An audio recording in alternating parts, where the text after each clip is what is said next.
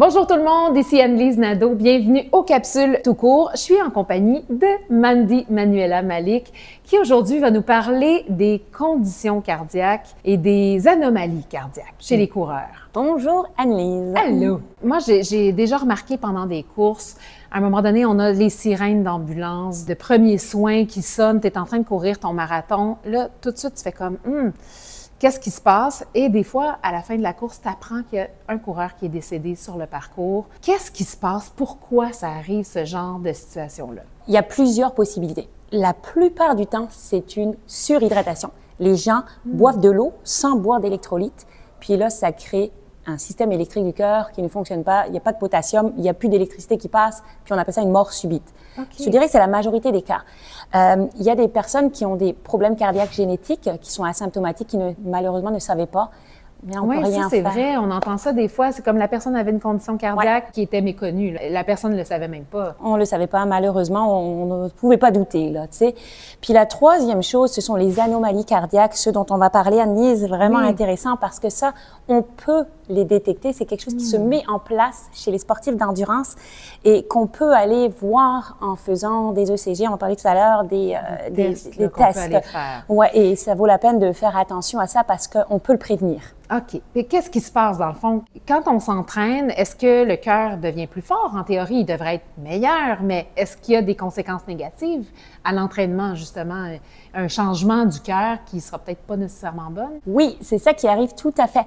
En fait, pendant les entraînements d'ultra-endurance, le cœur va changer de forme. On va dire qu'il va s'hypertrophier. Au niveau du ventricule, c'est surtout le ventricule gauche, là, on va parler du cœur d'athlète. Puis c'est un cœur qu'on va nommer comme, c'est un beau cœur. Il va avoir vraiment la forme du cœur. C'est ça que ça paraît chouette, romantique. Mais c'est le fun, mais pas tant le fun, finalement. En règle générale, c'est pas trop bon. Okay. Parce que ça peut créer une adaptation qui ne sera plus optimale. Alors, il faut savoir que le cœur, il fonctionne de deux façons, là. Il y a le système électrique. Okay. Il y a deux nœuds, en fait, comme une pile, là, qui va envoyer une impulsion électrique qui va se lisser le long des faisceaux de His. Il va donner en fait une impulsion aux cardiomyocytes, ce sont les cellules musculaires du cœur, pour contracter. Donc déjà, la première forme de problème qu'on peut rencontrer, c'est ce qu'on appelle des fibrillations auriculaires. Donc on a le potentiel, le cœur qui bat à son 60 battements minutes à peu près, puis plus quand on court.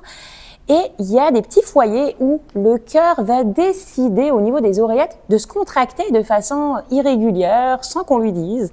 Et puis ça peut faire des petites palpitations. Et c'est responsable des morts subites. Sauf que si on ne va pas le voir, on peut ne rien ressentir. Et pendant un effort, ben là, il va y avoir des régulations et puis le cœur, il décide de s'arrêter. Ça, c'est le premier problème qu'on peut rencontrer, qu'on peut prévenir en allant voir notre médecin. Le deuxième, donc je vous parlais qu'il y a un changement morphologique. Ça, c'est la fameuse hypertrophie du ventricule gauche. Okay. Donc, notre cœur, c'est un muscle. Comme tu l'as dit, en règle générale, on est content de se muscler. Notre cœur va devenir plus fort. Oui, il va devenir plus fort, mais moins efficace. Okay. C'est-à-dire que le ventricule, en s'hypertrophiant, va devenir tellement gros qu'il va avoir du mal à faire sortir le sang du cœur de sa cavité. Donc, on va parler d'insuffisance cardiaque parce qu'il ne sera plus capable de bien propulser.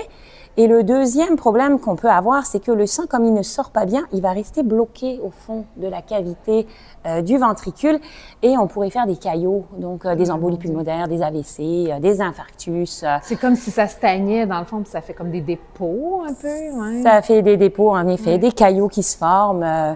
Mais il ne faut pas paniquer. C'est quand même assez rare, faut le dire.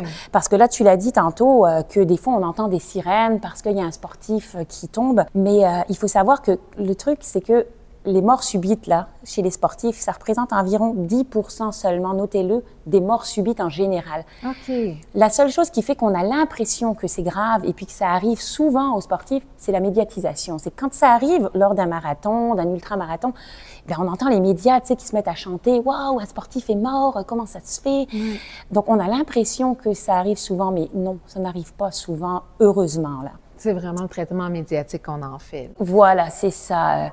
Oh, puis je te parlerai d'un troisième, peut-être troisième condition. Donc, les fibrillations auriculaires, l'hypertrophie du ventricule, puis les extrasystoles. Ça, c'est assez drôle quand tu le vis parce que ça fait des petites palpitations. Mais là encore, c'est les cardiomyocytes là, du ventricule qui décident, comme pour la fibrillation auriculaire, de se contracter de façon, je dirais pas involontaire, ils veulent le faire, Ouais. mais ils n'écoutent plus le signal finalement de la pile, et donc ça fait des petites arythmies. Puis là aussi, ils ont montré dans la littérature que ça pourrait être responsable des morts subites. Donc c'est un facteur de risque, mettons, OK. qui peut être prévenu. Par exemple, comme athlète, si on veut être sûr que, bien, on ne peut pas être sûr à 100%, j'imagine, mais si on veut diminuer les risques puis aller voir qu'est-ce qui se passe dans notre cœur, comment il se porte notre cœur, j'imagine qu'on peut demander à notre médecin, est-ce qu'on peut passer des tests comme ça? Il y a plusieurs médecins du sport là qui recommandent fortement, oui, après 40 ans, quand tu es un athlète d'endurance, surtout si ça fait longtemps que tu en fais, d'aller faire des vérifications 1 fois ou 2 ans. Donc, demander au médecin de famille, au médecin traitant de passer un ECG à l'effort ou une échographie cardiaque dans un but préventif. Je pense que ça vaut vraiment la peine et de leur expliquer vraiment l'importance. Des fois, ils peuvent nous dire « Oui, mais tu es jeune, ça va bien, tu n'as pas de problème, tu fais du sport. » Justement, on veut prévenir la guerre. Là. Tu sais, je trouve que, moi, je dis toujours que la prévention, c'est la meilleure des médecines. Oui, exactement. Ouais. Donc, ECG, c'est l'électrocardiogramme.